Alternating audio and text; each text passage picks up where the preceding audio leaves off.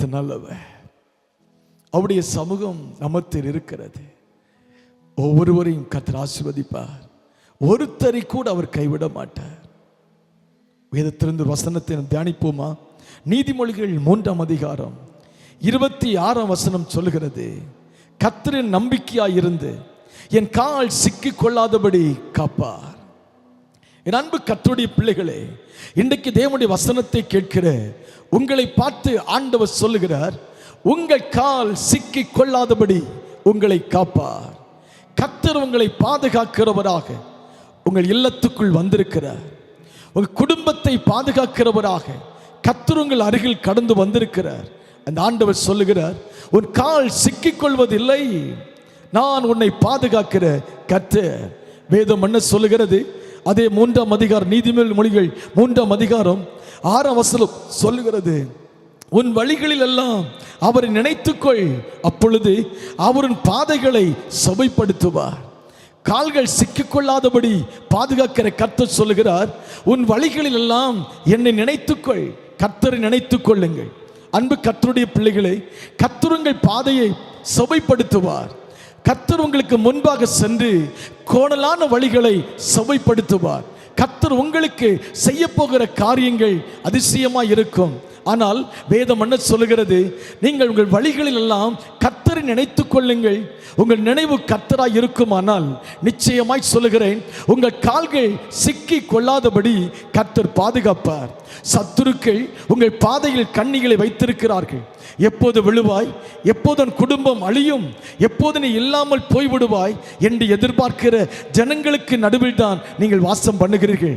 கர்த்தர் சொல்லுகிறார், உன் குடும்பத்தையும் உங்களையும் சத்துருவின் இஷ்டத்துக்கு நான் ஒப்புக் கொடுக்கிற தேவன் அல்ல. நிச்சயமாகவே கர்த்தர் சொல்லுகிறார், நான் உங்களை தப்புவிப்பேன், உங்கள் பாதைகளை செவைப்படுத்துவேன். உனக்கு விரோதமாய் உருவாக்கப்படுகிற எந்த ஆயுதமும் வாய்க்காமல் போகும்படி கர்த்தர் செய்வார். என் அன்பு கர்த்தருடைய பிள்ளைகளை, வேதம் மிக தெளிவாய் சொல்லுகிறது. 1 சாமுவேல் 2ஆம் அதிகாரம் 9ஆம் வசனம் என்ன சொல்லுகிறது? அவர் பரிசுத்தவான்களின் பாதங்களை காப்பார்.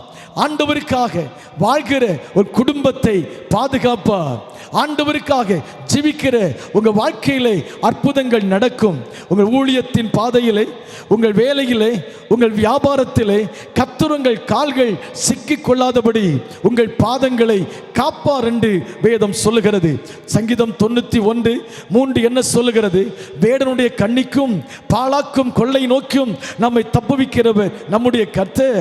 சத்துரு வைத்திருக்கிற எல்லா கண்ணிகளுக்கும் கர்த்தர் நம்மை நீங்களாக்குவார். உனக்கு விரோதமாய் சத்துரு மறைவாய் வைத்த சில கண்ணிகள் இந்த வசனத்தை கேட்கும் பொழுது உங்கள் குடும்பத்தை விட்டு இயேசுவின் நாமத்தில் மாறி போகிறது.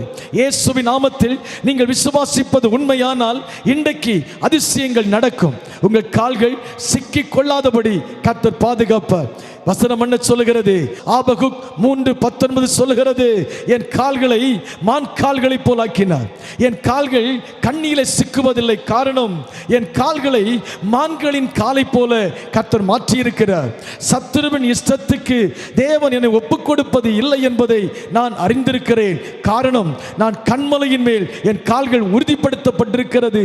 கண்மலையின் மேல் என் குடும்பம் நிற்கிறது. கர்த்தர் எனக்கு அடைக்கலம், கர்த்தர் என் கோட்டை, கர்த்தர் நான் நம்பி இருக்கும் துருகம், அவரே எனக்கு எல்லாவற்றுக்கும் எல்லாமா இருக்கிறார் என்று சங்கீதக்காரன் சொல்லுகிறார். அதே போல அன்பு கர்த்தருடைய பிள்ளைகளே, இன்றைக்கும் கர்த்தர் சொல்லுகிறார், உன் கால் சிக்கிக் கொள்வதில்லை. எந்த பிரச்சனையில் சிக்கி விடுவோமோ, ஐயோ மாட்டிக்கொள்வோமோ, என்ன நடக்குமோ என்று தெரியாதபடிக்கு நீங்கள் தவித்துக் கொண்டு நிற்கிறீர்களா? கண்ணீரோடு நிற்கிறீர்களா? உங்களை பார்த்துத்தான் ஆண்டவர் சொல்லுகிறார், உங்கள் கால்கள் சிக்கிக் கொள்வது இல்லை. கர்த்தர் நிச்சயமாகவே உங்களை விடுதலையாக்குவார். கவனியுங்கள், கர்த்தர் நம் கால்கள் சிக்கிக் கொள்ளாதபடி நம்மை பாதுகாக்க வேண்டுமானால் வேதம் சொல்லுகிறது.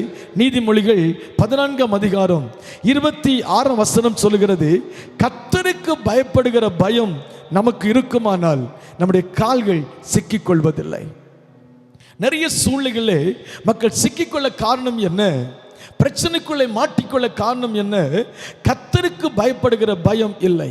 வேதம் என்ன சொல்லுகிறது? கர்த்தருக்கு பயப்படுகிற மனுஷன் இவ்விதமாய் ஆசீர்வதிக்கப்படுவான் என்று 128ஆம் சங்கீதத்திலே கர்த்தருக்கு பயப்படுகிற மனிதனுக்கென்று சில ஆசீர்வாதங்களை கர்த்தர் வைத்திருக்கிறார். கர்த்தருக்கு பயப்படுகிற மனிதனுக்கு வேதம் சொல்லுகிறது என்ன? உன்னதமானவரின் மறைவில் இருக்கிறவன் சர்வ வல்லவரின் நிழலில் தங்குவான். வேதம் சொல்லுகிறது கர்த்தருக்கு பயந்து நடந்தால் நீ கர்த்தருடைய அடைக்கலத்துக்குள் இருக்கிறாய் என்று அர்த்தம். வேதம் என்ன சொல்லுகிறது? நீதிமொழிகள் 3ஆம் அதிகாரம் 7ஆம் வசனம் சொல்லுகிறது, நீ உன்னை ஞானி என்று எண்ணாதே, கர்த்தருக்கு பயந்து தீமையை விட்டு விலகு. கர்த்தருக்கு பயப்படுகிற பயம் என்றால் என்ன? தீமையை விட்டு விலகுவது கர்த்தருக்கு பயப்படும் பயம். அடுத்தவர்கள் மற்றவர்கள் நன்றாயிருக்க வேண்டும் என்று நினைத்துக்கொள். அடுத்த பிள்ளைகள் மற்றவர்கள் மற்ற குடும்பத்தின் அவர்கள் வாழ வேண்டும் நினைத்துக்கொள். நான் மாத்திரம் வாழ வேண்டும் என்ற எண்ணம் நமக்கு வேண்டாம். எந்த குடும்பத்தையும் நாம் கெடுக்க கூடாது. எந்த குடும்பத்துக்கும் விரோதமாய் நாம் எழும்பக்கூடாது. ஆண்டவர் சொல்லுகிறார், தீமை செய்வதை விட்டு ஒளிந்து போங்கள், தீமையை செய்வதை விடுங்கள். தீமையை விட்டு விடுவீர்களானால் வேதம் சொல்லுகிறது அது கர்த்தருக்கு பயப்படுகிற பயத்தை கொண்டு வரும். கர்த்தருக்கு பயப்படுகிறவன் தீமை செய்வதில்லை. கர்த்தருக்கு பயப்படுகிறவன் நன்மை செய்வான். கர்த்தருக்கு பயப்படுகிற ஒரு மனிதனுக்கு நன்மை செய்ய மாத்திரம்தான் தெரியும். கர்த்தருக்கு பயப்படுகிற ஒரு மனிதனுக்கு யாரையும் குற்றப்படுத்த தெரியாது. கர்த்தருக்கு பயப்படுகிற மனுஷனுக்கு யாரையும் குறை பேச தெரியாது. கர்த்தருக்கு பயப்படுகிற மனுஷனுக்கு எந்த குடும்பத்தையும் சதிக்க தெரியாது. கர்த்தருக்கு பயப்படுகிற மனிதனுக்கு நம்பிக்கை துரோகம் செய்ய தெரியாது. கர்த்தருக்கு பயப்படுகிற மனுஷனுக்கு ஆண்டவருக்கு பயந்து நடக்க மாத்திரம்தான் தெரியும். என் அன்பு சகோதரனே, மற்றவர்களுக்கு தீமை செய்வதை விட்டுவிடுங்கள் என்று பரிசுத்த ஆவியானவர் உங்களோடு பேசுகிறார். மற்றவர்களுக்கு விரோதமாய் நீங்கள் செய்கிற எதுவாய் இருந்தாலும் அதை விட்டு நீங்கள் இன்றைக்கு மனம் திரும்ப வேண்டும். வேதம் சொல்லுகிறது, குழியை வெட்டாதே, குழியை வெட்ட வேண்டாம், நீ வெட்டினால் அந்த குழியில் நீயே விழுவாய் என்று வேதம் சொல்லுகிறது. வேதம் என்ன சொல்லுகிறது? தெளிவாய் சொல்லுகிறது, எல்லை கல்லை புடுங்காதே, எல்லை பூர்வ குறியை மாற்றாதே, பூர்வ குறியை மாற்றுகிறவனை பாம்பு கடிக்கும் என்று வேதம் சொல்லுகிறது. கர்த்தருக்கு பயந்து நன்மை செய்.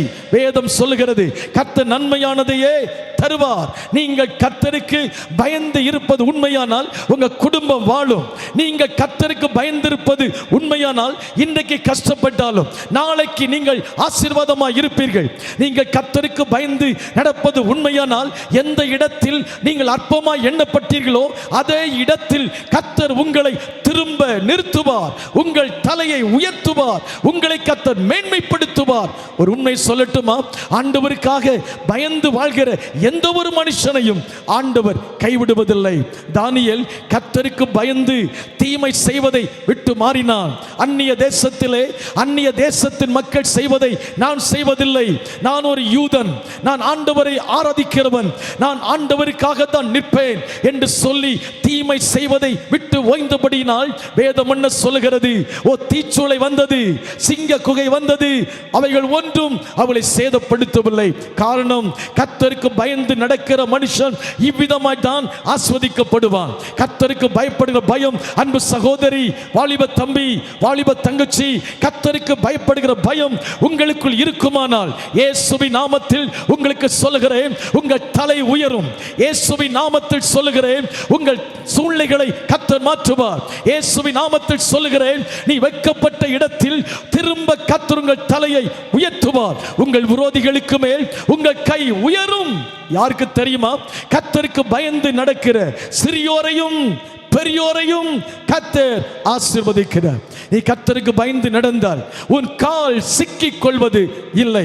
அப்படியானால் உன் கால் சிக்கிக் கொள்வதில்லை என்றால் பிரச்சனைக்குள் உன் கால் மாட்டிக்கொள்வதில்லை, நெருக்கத்துக்குள் உன் கால் மாட்டிக்கொள்வதில்லை, தேவையில்லாத காரியத்தில் உன் கால் சிக்கிக் கொள்வதில்லை. கர்த்தரே உனக்கு அரணாயிருப்பார்.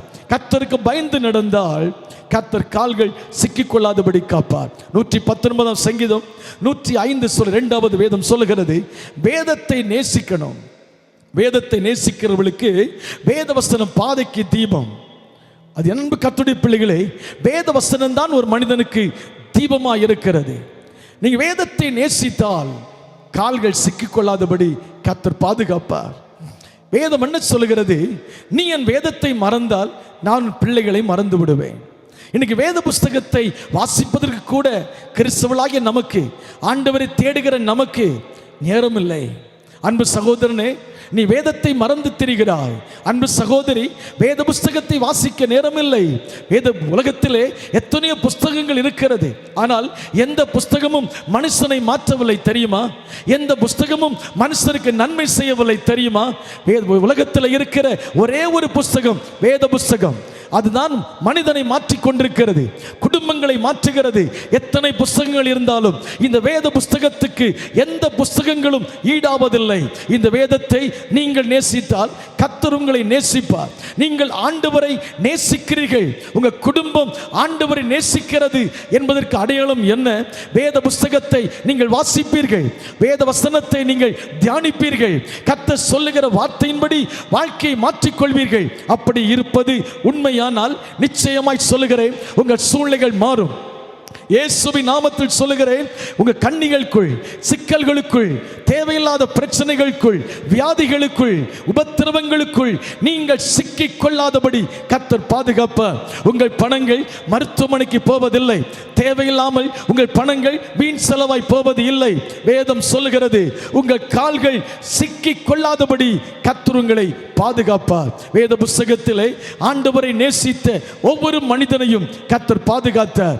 எத்தனை நெருக்கங்கள் வந்தது, உபத்திரவங்கள் வந்தது, பாடுகள் வந்தது, கஷ்டங்கள் வந்தது உண்மை.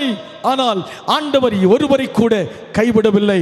அந்த ஆண்டவர் தான் இன்றைக்கு சொல்லுகிறார், நீ கர்த்தருக்கு பயந்து நடக்கணும். இரண்டாவது சொல்லுகிறார், வேதத்தை நேசிக்கணும்.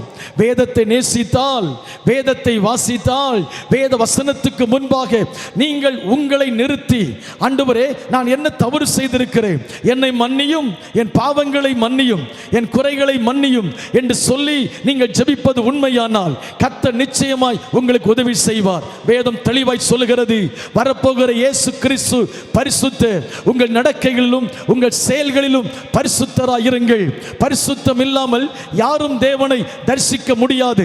கையிலே வேத புஸ்தகம் இருக்கலாம், வாயிலே ஸ்தோத்திரம் இருக்கலாம், சபைக்கு போகலாம், ஆண்டவரை தேடலாம், பரிசுத்தம் இல்லாவிட்டால் தேவனை தரிசிக்க முடியாது என்பது உங்களுக்கு தெரியுமா?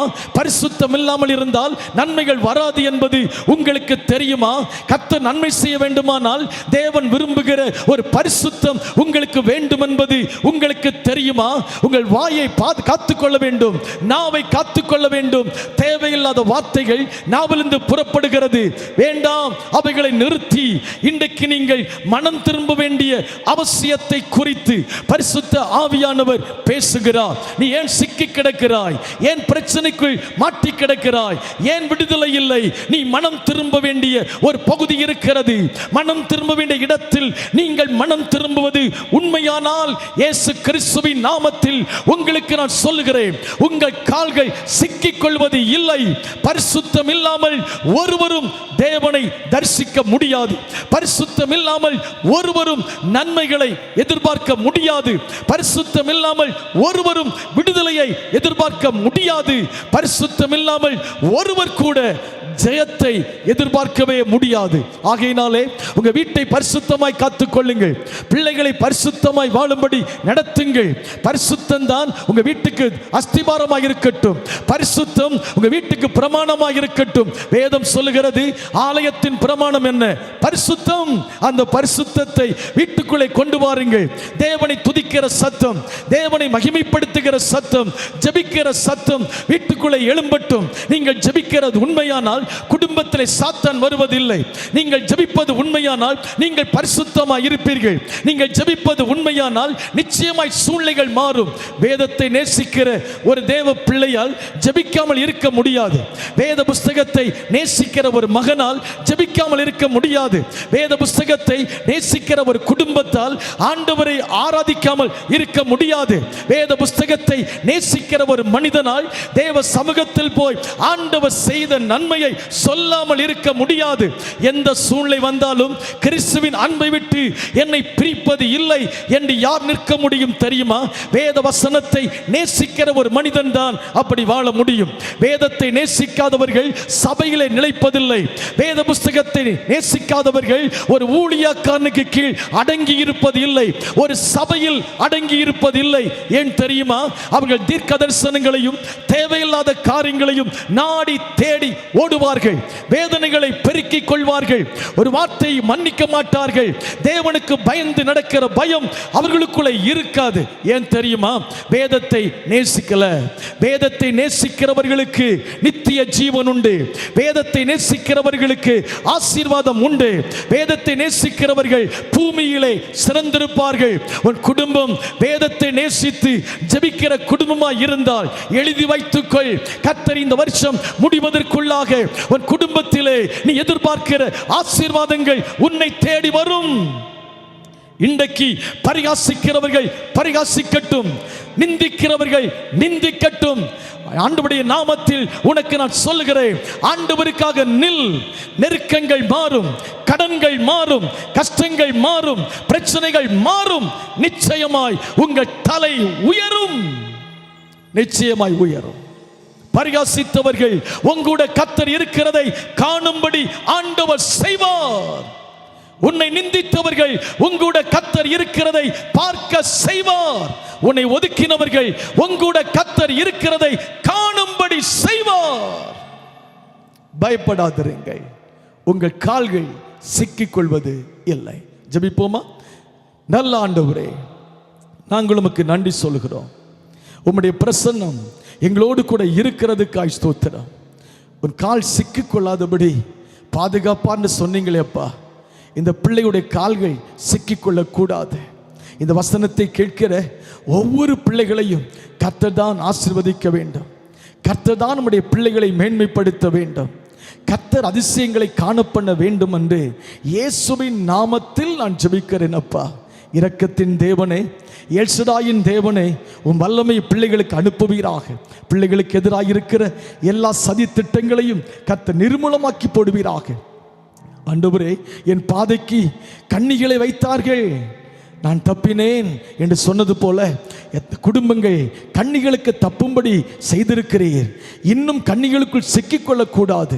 குடும்பத்தின் ஒவ்வொருவரும் உமக்கு பிரியமானதை செய்ய கர்த்தர் கற்றுக் கொடுப்பீராக. கர்த்தருக்கு பயப்படுகிற பயம் ஒவ்வொரு குடும்பத்திலும் வரட்டும். வேதத்தை நேசிக்கட்டும். பரிசுத்தமான ஒரு வாழ்க்கைக்கு தன்னை அர்ப்பணிக்கட்டும். கர்த்தர் ஒவ்வொரு குடும்பங்களையும், இந்த சத்தத்தை கேட்கிற ஒவ்வொருவரையும் கர்த்தர் ஆசீர்வதிப்பீராக. உம்முடைய கிருபையின் கரம் பிள்ளைகளோடு கூட இருந்து நடத்தும்படி ஜெபிக்கிறேன். இயேசுவின் நாமத்தில் ஜெபிக்கிறேன் பிதாவே, ஆமென். கர்த்தர் ஆசீர்வதிப்பார். அடுத்த வாரத்திலும் இதே நேரம் நிகழ்ச்சியை பார்க்க தவற வேண்டாம். கர்த்தர் ஆசீர்வதிப்பார். ஆமென்.